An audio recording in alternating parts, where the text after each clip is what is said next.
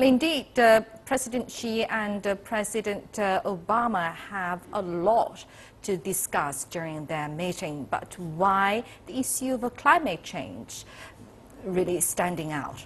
U.S. and China have a lot of issues, disagreements, and like cybersecurity pretty much at the top agenda on the U.S. side.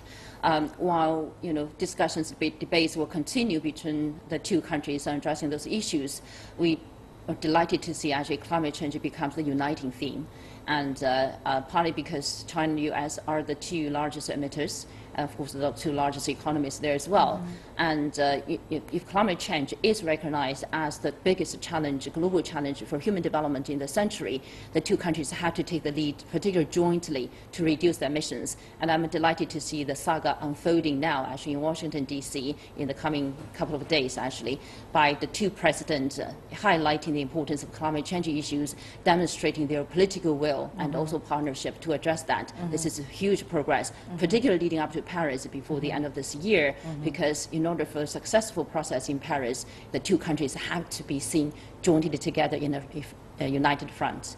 Right, as you said, the will to tackle climate change is really important, and promises from both countries very important to the world's climate change issue as well. And it would be very nice to see the two biggest polluters in the world to go hand in hand to tackle this matter indeed. But what exactly can be done in terms of that kind of cooperation? I think if you look at the actions in reality, it's not like just by joining hands the two countries will be able to solve the climate change challenges. Each of them has to take their own actions, and that's already happening. If you look at China and the U.S., they all made their commitments and targets, as showed actually earlier in this program already, on capping emissions, alternative energies, energy efficiency, you name it.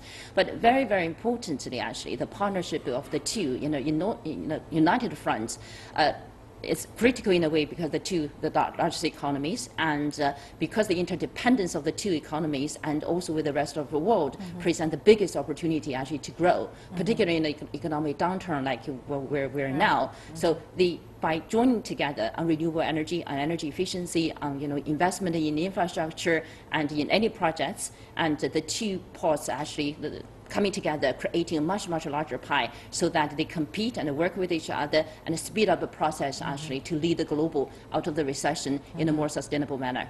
All right, thank you very much, Ms. Changhua, the Greater China Director of the Climate Group. Thank you very much indeed.